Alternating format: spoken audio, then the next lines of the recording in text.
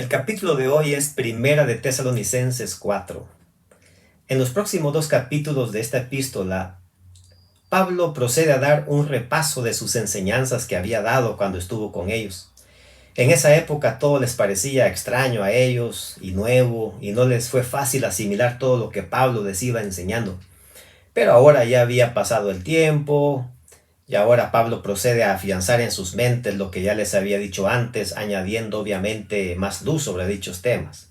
Cuatro cosas considero que son importantes en este capítulo y Pablo las aborda y las desarrolla fácilmente acá. En primer lugar, les recuerda la importancia que es para Dios la santificación de cada uno de los tesalonicenses. El versículo 3, 4 y 5 nos habla de que la voluntad de Dios, dice, es vuestra santificación, que os apartéis de fornicación, de cada uno de vosotros, pues que pueda tener su propia esposa en santidad y honor, no en pasión desordenada, como los gentiles que no conocen a Dios. Santificación es una condición en la cual Dios nos aparta del pecado y estamos exclusivos para el servicio de Él. La santificación es un proceso que marca el estilo de vida de cada uno de nosotros y que nos distingue de los que no son creyentes. La cultura grecorromana era sexualmente permisiva y esto producía un desafío para la joven iglesia en Tesalónica en lograr el ideal de pureza sexual entre sus miembros. La palabra fornicación traducida acá viene de un término griego que abarca muchas otras cosas. Inmoralidad sexual, la conducta homosexual, la prostitución, pornografía, adulterio, cualquier perversión sexual, cualquier inclinación carnal que daña la vida del ser humano. Y realmente esto es lo que ha traído consecuencias terribles para las familias. Millones de hogares han sido destruidos tristemente por este pecado. En segundo lugar, Pablo habla de la gran importancia de mostrar amor a los demás. En el versículo 9 dijo acerca del amor fraternal: no tenéis necesidad de que os escriba, porque vosotros mismos habéis aprendido de Dios que os améis unos a otros. Los escritores bíblicos coincidían en lo importante que es expresar amor a los demás. Pedro dijo: el amor cubre toda multitud de pecados, evitándonos cometer errores hacia los demás. Pablo dijo que podemos dar nuestros bienes a otros, entregar nuestro cuerpo para ser quemado en beneficio de otros, ser buenos predicadores y predicar en distintos idiomas, etc. Pero si no tenemos amor, de nada nos sirve. El apóstol Juan dijo: Dios es amor.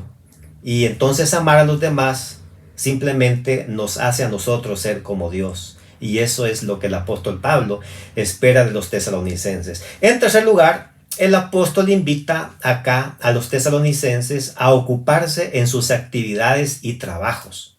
En el versículo 11 él dice: procurad tener tranquilidad, ocupándoos en vuestros negocios y trabajando con vuestras manos de la manera que os hemos mandado.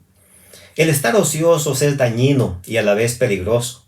Facilita al creyente meterse en dificultades y problemas con los demás. En cambio, el trabajo produce dos grandes beneficios. Nos concede los recursos para suplir nuestras necesidades y también las de la familia, y además nos impide tener tiempo para usarlo inapropiadamente en la senda del mal. Y finalmente, el apóstol Pablo procede a dar esperanza a la iglesia de Tesalónica con relación a la pérdida de sus seres amados, quienes les estaban siendo arrebatados por la muerte. Los tesalonicenses sabían por instrucción de Pablo que Jesús estaba a las puertas, que su venida era inminente, tal como Jesús mismo también lo había dicho allá en Mateo 24. Sin embargo, el tiempo estaba pasando y muchos familiares de la iglesia en Tesalónica empezaron a morir y con angustia se preguntaban: ¿qué sucederá con los que mueren antes de que Jesús venga? ¿Se perderán del regreso de Jesús? ¿Irán o no irán al cielo? Y en los últimos versículos de este capítulo, Pablo describe cómo se darán los acontecimientos concernientes a la segunda venida de Jesús. Primero, los que mueren van a un dormitorio llamado cementerio, según dice acá los versículos 12 y 13. En tres ocasiones acá, Pablo dice que los que mueren simplemente duermen el sueño apacible de la muerte. Nadie va al cielo, tampoco nadie va al infierno. Simplemente descansan mientras esperan la resurrección en la venida de Cristo Jesús. Segundo, quienes estén vivos al momento en que Jesús regrese, no precederán a los que murieron. Con relación a la venida de Cristo, estar vivo o estar muerto no produce ninguna diferencia. Ambos tendrán los mismos privilegios, que será ver a Jesús venir en las nubes de los cielos e irse con Él para vivir eternamente. Tercero, los muertos en Cristo resucitarán primero, dice el verso 16. Jesús viene del cielo y lo primero que hace es resucitar a los muertos en Cristo, es decir, a aquellos que creyeron en Él, que le aceptaron como su Salvador. Pablo consuela a los tesalonicenses afirmándoles que sus seres queridos no se van a perder el gran acontecimiento de la venida de Jesús. Todos los que amamos a Jesús anhelamos presenciar y a la vez participar de ese gran suceso. Y los que mueren en Cristo no perderán ningún detalle de eso.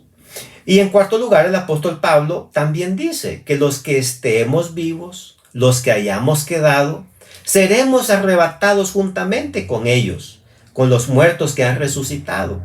Seremos, dice, arrebatados en las nubes para recibir al Señor en el aire, dice el verso 17. Es decir, al subir al cielo, no irán dos grupos por separado, los vivos van a ir primero y los muertos atrás. No. Los muertos resucitan, los vivos somos transformados, dice 1 Corintios 15, y juntos como una sola multitud subiremos al cielo para vivir con Cristo. Por tanto, termina Pablo diciendo en el versículo 18, alentaos los unos a los otros con estas palabras. Queridos hermanos y hermanas, el objetivo de Pablo en este capítulo es dar aliento a los tesalonicenses. Y ese es precisamente el objetivo de la Biblia para nosotros también. Cada vez que estudiemos la palabra de Dios, debemos instruirnos, capacitarnos y corregirnos con sus enseñanzas. Pero el objetivo primordial es adquirir aliento, consuelo y esperanza para nuestras almas. La palabra de Dios trae seguridad y certeza en medio de estos tiempos angustiosos. El estudio de la Biblia debe ser una experiencia viva, diaria, que conceda valor, fortaleza, ánimo para cruzar y llegar al destino final que Dios ha reservado para todos los que le aman. Que Dios les bendiga. Pasen un hermoso día. Les habló el pastor Eddie Hernández.